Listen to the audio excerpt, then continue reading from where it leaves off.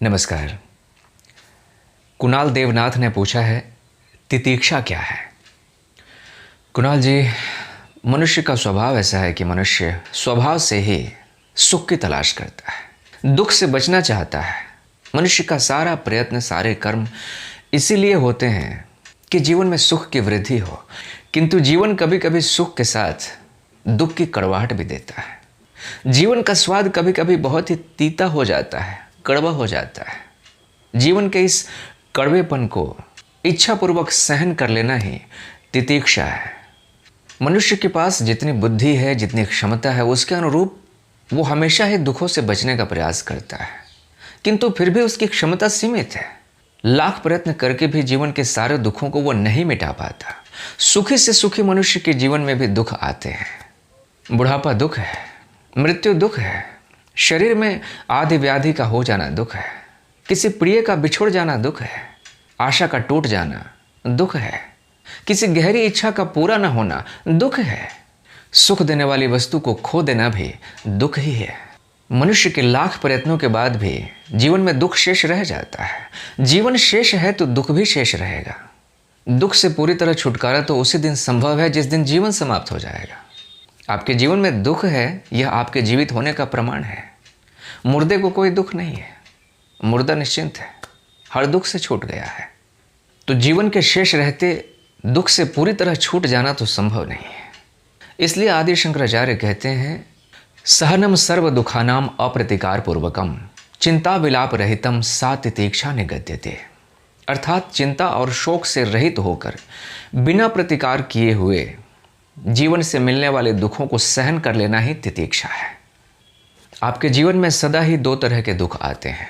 एक वो जिन्हें आप अपने सामर्थ्य से, अपनी बुद्धि से, कौशल से दूर कर सकते हैं, आप उनसे छुटकारा पा सकते हैं। और दूसरे वे जिन्हें दूर करना आपकी क्षमता से बाहर होता है। तो जीवन के स्वभाव को समझना है कि जीवन में दुख है और वो रहेगा। इसलिए कहते हैं आदिशंकर कि चिंता और शोक से रहित होकर बिना प्रतिकार किए हुए उन दुखों को सह लेना जिन्हें आप दूर नहीं कर सकते, ये तितीक्षा है। अप्रतिकार पूर्वक, चिंता और शोक से रहित होकर। प्रतिकार का मतलब होता है विरोध करना। जब भी आप जीवन की किसी परिस्थिति का विरोध करते हैं, चिंता अथवा शोक करते हैं, तो आपके चित्त में विक्षोभ उत्पन्न होते हैं। चिंता विक्षोभ है, शोक भी विक्षोभ है। विक्षोभ यानी लहर।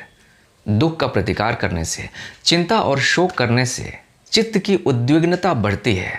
और अध्यात्म का सारा उद्देश्य है चित्त को शांत करना। शांत चित्त ही मुक्त चित्त है। तो जैसे भोजन में कई बार आप हरी मिर्च रख लेते हैं स्वाद बदलने के लिए, उसका स्वाद तीता होता है, कड़वा होता है, किंतु वह आपके सेहत के लिए भी फायदेमंद होता है। इसी प्रकार दुख है। दुख हमेशा बुरा नहीं होता। दुख का सबसे सकारात्मक पहलू यह है कि वो आपको स्वयं के निकट लाता है। दुख आपको आत्मचिंतक बनाता है। दुख आपको अंतर्मुखी बना देता है। दुख आपको सृष्टि के सत्य की याद दिलाता है। दुख आपको वास्तविकता की तलाश करने के लिए प्रेरित करता है। तो दुख बुरा कहाँ हुआ? दुख में तो मनुष्य स्वाभाविक रूप से ईश्वर को याद करने लगता है। दुख में सुमिरन सब करे। सुख तो मन को बेचैनी से भर देता है, चंचलता ला देता है। सुख में चित्त की साम्य अवस्था खो जाती है। सुख में सदा मनुष्य बाहर ही बाहर देखता है, वस्तुओं की तरफ, व्यक्तियों की तरफ, अपने से इतर कहीं और देख रहा होता है। लेकिन जैसे ही दुख दस्तक देता है मन पे, वैसे ही अपनी याद आती है। दुख प्रकृति के द्वारा आपके बेहोश मन को दिया जाने वाला झटका है।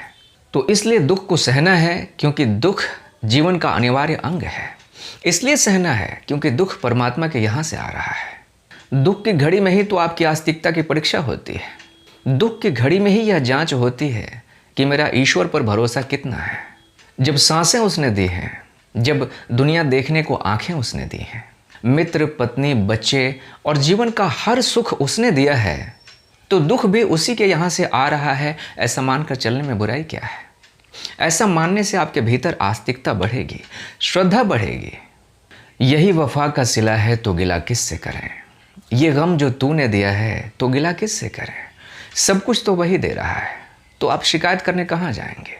अध्यात्म की राह आत्मवान होने की राह है। आत्मवान होना अर्थात परिस्थितियों की गुलामी से स्वयं को मुक्त करना। आप शांत हैं किंतु परिस्थितियां आपको उद्विग्न कर गईं। इसका मतलब है कि अभी भी आप परिस्थितियों के गुलाम हैं।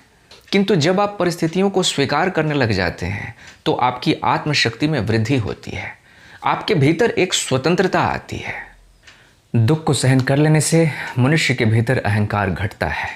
मनुष्य को यह भरोसा आता है कि इस सृष्टि में मुझसे भी बड़ी कोई सत्ता है। और जब मनुष्य को यह भान होता है कि सृष्टि में मुझसे भी बड़ी कोई सत्ता है तो भीतर श्रद्धा उपजती है, और श्रद्धा से ही तो ज्ञान आता है। श्रद्धावान लभते ज्ञानम। इसलिए जीवन के दुखों को, विशेष रूप से उन दुखों को जिन्हें आप दूर नहीं कर सकते, स्वेच्छापूर्वक सहन कर लेना ही तितीक्षा है। सहनम सर्व दुखानाम अप्रतिकार पूर्वकम चिंता विलाप रहितम सा तितीक्षा निगद्यते।